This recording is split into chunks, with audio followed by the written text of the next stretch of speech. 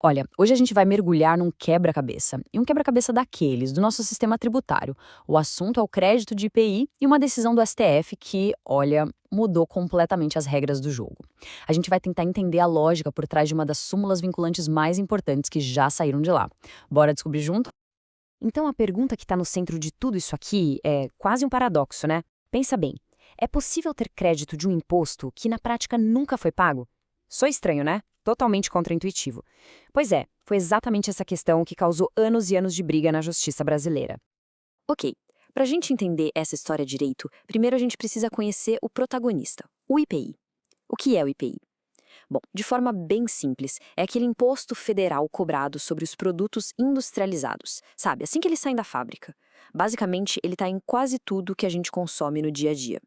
Certo? Agora, o que faz o IPI ser tão interessante é um tal de princípio da não cumulatividade. E a ideia por trás disso é, na verdade, uma sacada genial. É para evitar o famoso efeito cascata, sabe? Aquele problema de um imposto ser cobrado em cima de outro e de outro, o que acaba deixando o produto final lá na ponta muito mais caro. Tá, mas e como é que isso funciona na prática? Vamos lá, é mais simples do que parece. Imagina o seguinte: passo 1. A fábrica compra a matéria-prima e paga IPI. Esse valor que ela pagou vira um crédito para ela. Guardou aí? Beleza.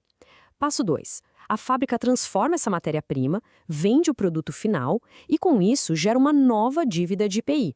E aí vem o pulo do gato, o passo 3. A empresa não vai pagar esse segundo imposto inteiro. Ela pega aquele crédito lá do começo e usa para abater o valor. É um sistema de conta corrente, sabe? Débito e crédito. Beleza, até aqui tudo faz sentido, certo? A lógica do crédito funciona direitinho, quando o imposto foi pago antes. Mas é agora que o nosso quebra-cabeça começa a ficar complicado. E se a matéria-prima não for tributada? Se a indústria não pagou um centavo de IPI na compra do insumo? Ué, de onde é que sairia o crédito para bater depois? Aí complicou. Pois é, e um insumo pode não ser tributado por vários motivos, juridicamente falando. Ele pode ser isento, ou seja, a lei simplesmente diz não paga. Pode ter alíquota zero, que é quando o imposto até existe, mas a taxa é zero. Ou pode ser um caso de não incidência, que é quando aquele produto nem entra na regra do IPI. No fim das contas, os nomes são diferentes, mas o resultado prático é um só. A empresa não desembolsou nada de imposto na hora de comprar. E foi bem nesse ponto que a confusão se instalou de vez na justiça. As empresas começaram a defender uma tese, a de que elas deveriam ter direito a um tal de crédito presumido.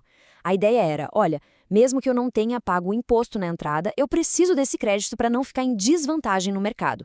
Elas diziam que isso, sim, respeitaria o princípio da não cumulatividade. E essa tese, meu amigo, se espalhou e gerou uma insegurança jurídica gigantesca no país todo.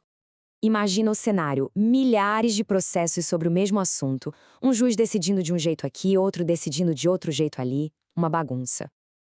A palavra final para botar ordem nessa história toda tinha que vir de cima, da nossa Corte Suprema, o Supremo Tribunal Federal, o STF. E a resposta do STF veio. E não foi qualquer resposta, não. Veio na forma de um dos instrumentos mais poderosos que eles têm, uma súmula vinculante, a de número 58, criada justamente para acabar com a briga, colocar um ponto final nessa discussão.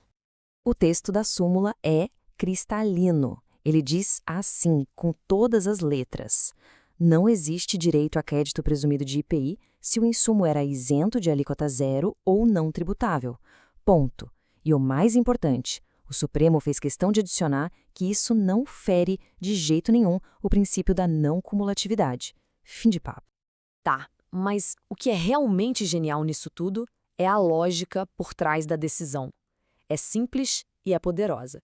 O que será que levou o Supremo a ser tão direto, tão categórico? Vamos dar uma olhada no raciocínio deles.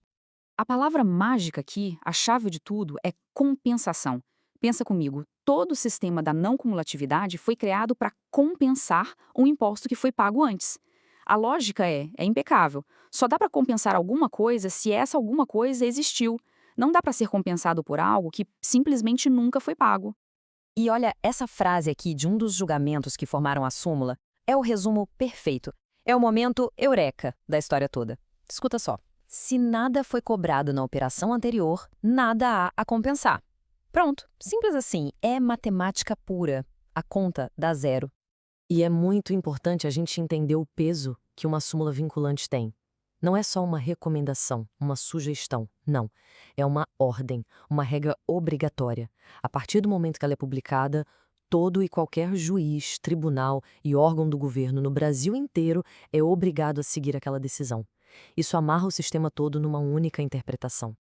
E o impacto disso na vida real foi gigantesco. Pensa bem, de uma hora para outra, milhares de processos que se arrastavam na justiça acabaram. A interpretação da lei passou a ser a mesma em todo lugar. As empresas ganharam segurança para se planejar, sem medo de uma surpresa. E o governo passou a ter mais estabilidade na arrecadação.